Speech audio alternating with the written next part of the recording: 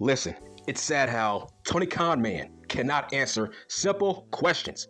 He always answers every question with a question or at least two answers. It's like, bruh, just answer the question and make it logical. Let's talk about Ariel Helwani. This was a weird interview in terms of he can't answer a simple question. For example, Britt Baker. Stop saying you would love to see Britt back on TV when you book the shows. Stop saying, well, I love Chris Jericho, but I can't speak on that subject. Yes, you can. Just say you are in negotiations with Chris Jericho and you have no idea if he's going to come back. Just answer the question. Also, I hate when Tony Khan always says, we are doing the best we have ever done. No, that's not true. Your ratings says otherwise. Stop saying that. He sounds like a robot in every interview. At least Paul Levesque sounds like a human being in his interviews. Con Man, he sounds like a robot. That's from the NFL. He talks like an NFL executive. That's the main issue. He doesn't answer any questions. For example, Darby Allin. Why is Darby Allin not a world heavyweight champion? Why are you skipping over Darby Allin? And then he wants to bring up Sting. Okay, yes, we get it. We know that it was not Sting's idea to go undefeated. That was your dumb idea. It's like, man, I can't believe he tried to make logical sense on why Sting went undefeated. In fact, I think that was a main influence on why Ricky Saints left All Elite Pro Wrestling months later. Why didn't Ricky Saints and Big Cass beat Sting and Darby Allin? That's the main problem. Also, my God, this guy does not like TNA.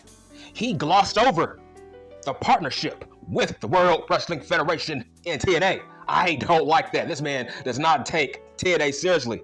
And it speaks volumes based on all the talent he signs from TNA. What about Josh Alexander? Jobber. What about Ace Austin? Jobber. He signs so many people from TNA and they become jobbers in All Elite Pro Wrestling. The fact that he glossed over the partnership with TNA and the World Wrestling Federation, that says he has zero respect for TNA. This guy wants to say him and Miro had a good relationship. It's just they didn't see eye to eye. I'm like, bruh, which one is it? Because we didn't see Miro for 1 year. Also, it was CM Punk who brought Miro to Collision. And the moment CM Punk left, it felt like everybody's push got taken away. Juice Robinson, Scorpio Sky, Thunder Rosa, Miro, people like that, Wardlow. Answer that question. Why didn't Ariel Helwani ask him that question? What happened to all the people that CM Punk pushed on Collision? Most of them are gone, or they are still not on TV. Saints, gone. Wardlow, he should be gone. People like that, Miro, gone. That's my point. From a business standpoint, All Elite Pro Wrestling is not doing all that great. Why does he keep lying? You don't have to lie. Just say, you know what? We are doing just fine. We will get better. Better and better, better. But don't say you are doing the best your company has ever done. That's insane in the membrane. That's weird. You're not. Your ratings says otherwise, right? NXT is doing better than Dynamite. Okay? Stop lying in every interview. He sidesteps questions all the time. He sidesteps questions all the time. Every goddamn interview, he acts like he's not booking these shows. You can put Dr. Britt Baker on TV. You just choose not to. Like, stop acting like Britt is choosing not to be on TV. That's how Con Man acts in every interview. He acts like he doesn't know what's going on. But I think my favorite part of this whole entire interview was I was validated, right? I was validated. I told you, Andrade, Andre Idol, he got released. All you marks were telling me I was wrong. He told you in this interview, he's gone. He said that Andre Idol he left All Elite Fake Pro Wrestling on good terms. That's what he said. He's not under contract. Nah, bruh. He's gone. He got released.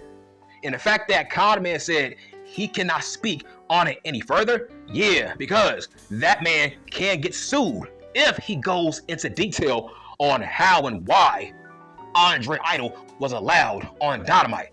Everything I said was right in this interview. I told you, Andre, he's gone. And most likely, I can't see Conman bringing this guy back because he put the company at risk of being sued by the WWF. Also, he lied about Eric Bischoff. It's like, man, stop lying, man. Stop being politically correct in your interviews. You don't like Eric Bischoff, bruh. Stop the cap. This man wants to say, you know what? I never said that I was better, this and that. I never said I don't respect him. Nah, bruh. You've said a lot of dumb shit about Eric Bischoff. You always put down Ted Turner, WCW.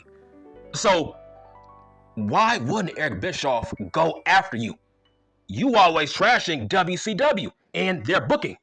So no, he was lying in this interview. He doesn't respect Eric Bischoff or WCW. And who cares if Dynamite has lasted longer than Nitro? What does that mean?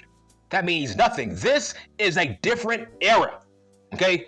Whole different era. Don't compare it. Do not compare it.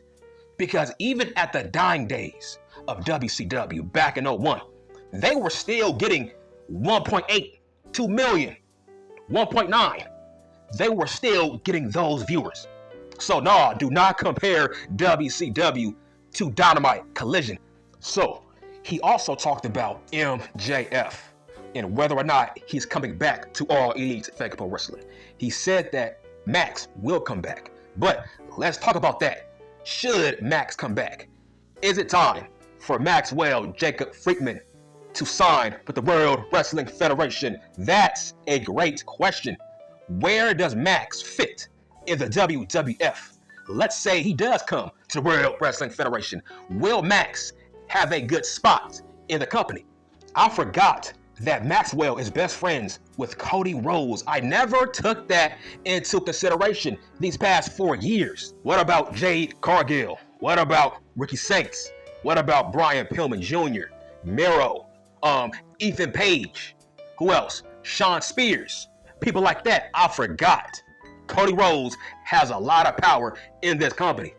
That's why I felt like Darby Allin dropped the bag in his match against Jon Moxley, Dean Ambrose. He dropped the bag because let's say Darby Allin did sign with the WWF. I think Darby Allin would have a great spot because Darby was signed by Cody Rhodes. Cody Rhodes signed Darby Allin. He discovered Darby Allin. It was not Conman. It was Cody mother effing Rhodes. He signed Darby Allin. So guys like Darby, Saints, Max. Man, I think Max might do well in the WWF based on his bond with Cody Rhodes. I forgot about that shit. I think Maxwell might be better off leaving All Elite Fake Pro Wrestling to come to the World Wrestling Federation, the WWF. But overall, Conman had a shit interview. Holy crap. He couldn't answer not one question correctly. The only question he answered good was Andre Idol. I liked that answer. He's gone. That guy is a snake. He is the deadbeat husband of Miss Flair, aka Queen Flair. Like I said, Andre Idol did not deserve to marry Miss Flair, Queen Flair.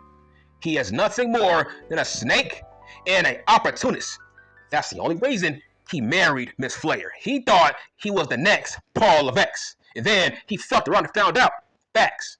He fucked around and found out you are not Paul Levesque. And then he fucked around and found out that Paul Levesque actually was a main eventer before he smashed Stephanie McMahon. Stephanie had nothing to do with Paul Levesque's main event career, bruh. You ain't Paul Levesque, Andre Idol.